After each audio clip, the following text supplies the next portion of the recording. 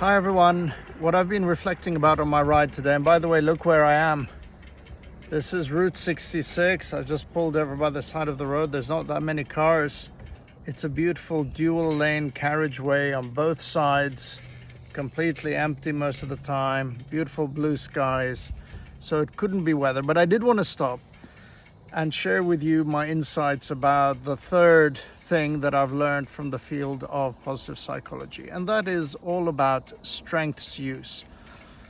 And again, there's a lot of research. I would say the research into strengths is probably foundational to the field of positive psychology. And there's different strengths measures out there. The one that I'm most familiar with is the VIA survey of character strengths. VIA stands for values in action. And what I've learned from that is the importance of each of us acknowledging the strengths we do have.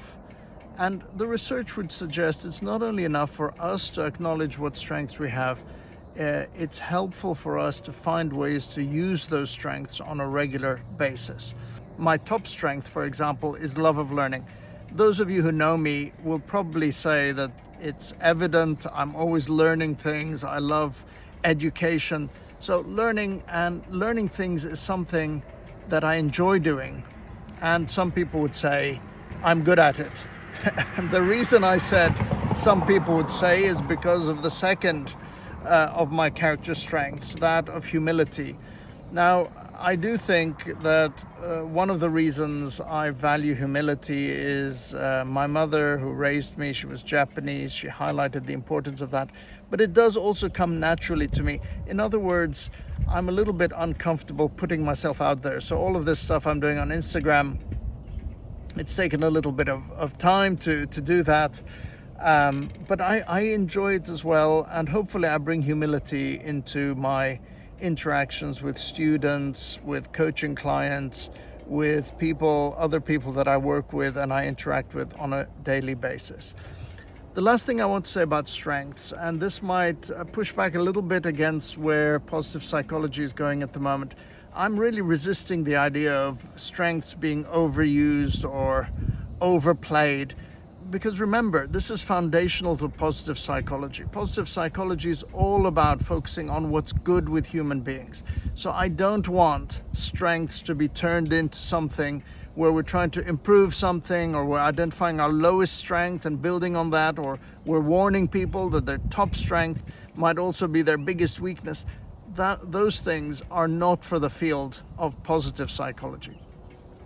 Having said that, one of the things that I've learned is this idea of dialing up and dialing down. So dialing up the strength of learning, for example, in situations where I need to figure things out, and maybe dialing down the strength of humility when I need to be presenting in front of large groups. So I like this idea of dialing up and dialing down. The third strength is playfulness, and that's often one that I need to dial down. But hopefully not right now, because Route 66